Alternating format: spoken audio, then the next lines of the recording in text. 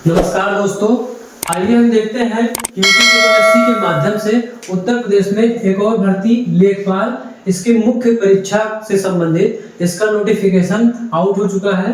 देखिए, इसमें ऑनलाइन आवेदन प्रारंभ होने की जो तिथि है वो 29/12 यानी 29 दिसंबर है और ऑनलाइन आवेदन करने की जो अंतिम तिथि है यानी शुरू होने की जो प्रारंभ होने की तिथि है वो 29/12 है यानी 29 दिसंबर और जो अंतिम तिथि है वो 28 जनवरी 2026 है।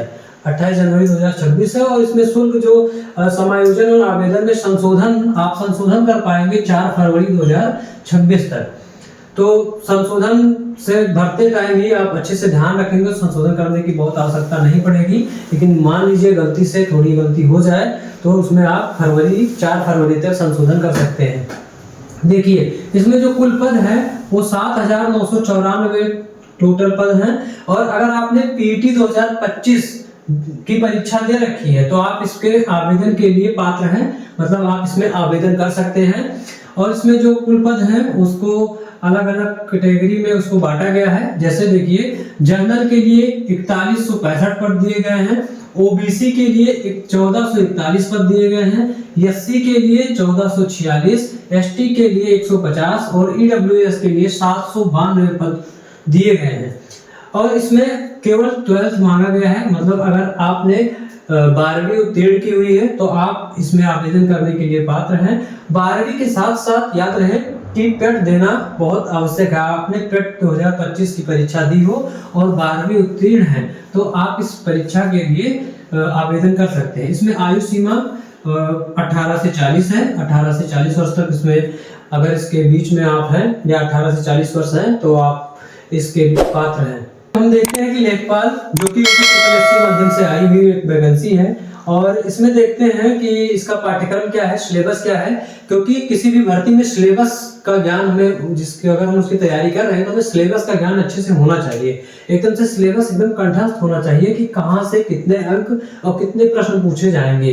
देखिए, जैसे हमें भारत का इतिहास एवं भारतीय राष्ट्रीय आंदोलन यानी मॉडर्न हिस्ट्री, मतलब हिस्ट्री से, इतिहास से आपके कुल 5 प्रश्न आएंगे और कुल 5 अंक के होंगे। कितने अंक के होंगे? 5 अंक के होंगे। भारतीय राज्य व्यवस्था एवं भारतीय संविधान यानी संविधान से जो है वो 5 प्रश्न आएंगे और कुल 5 अंक के होंगे। और देखिए, भारत एवं विश्व का भूगोल, जो भूगोल है हमारा, ज्योग्राफी से 5 क्वेश्चन आएंगे और 5 अंक के होंगे। और देखिए आगे इसी क्रम में कि भारतीय अर्थव्यवस्था एवं सामाजिक विकास यानी अर्थव्यवस्था से हमारी, इकोनॉमी से हमारे कितने आएंगे? 5 प्रश्न आएंगे और 5 अंक के होंगे।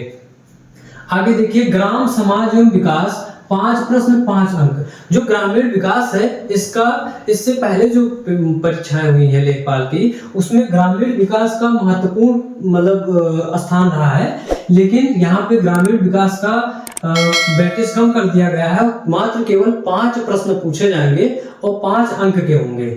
और आगे देखिए, राष्ट्रीय एवं अंतरराष्ट्रीय महत्व की सामसायिक घटना है यानी जो करंट अफेयर्स है वो हमारा 5 प्रश्न आएगा और कितने?